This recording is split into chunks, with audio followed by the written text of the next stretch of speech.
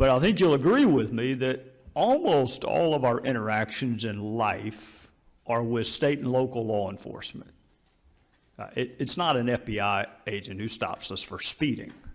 It's not an ATF agent who is working the bar scene. So if most of our citizen police encounters are state and local, and yet immigration is exclusively federal, how are the federal officers supposed to know about folks who are not here lawfully? Sir, the Department of Homeland Security has the PEP program, which I am not at liberty to speak on. But I would say if Congress passed a law that commandeered every local police officer and wanted to pay for that, then I think we would welcome it. When you say, well, commandeer is such a pejorative word, how about we just say cooperate? I mean, you don't commandeer people for your terrorism task forces, do you? You don't commandeer people for your narcotics task forces, do you? It's called cooperation.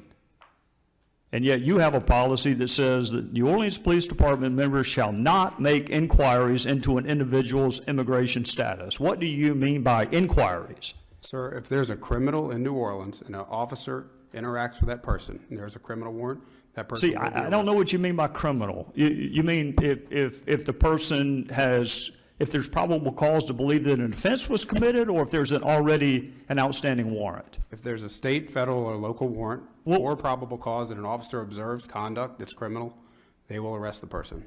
All right, and then they can inquire as to the person's status. Our officers under this policy do not inquire about a person's immigration status. They can or cannot? Under this policy, they do not inquire about a person's immigration status. Why not? Because we believe that, one, this follows federal law, and two... How are the federal law enforcement officers supposed to know who is here unlawfully if your officers don't inquire? They're not the ones that are interacting with them.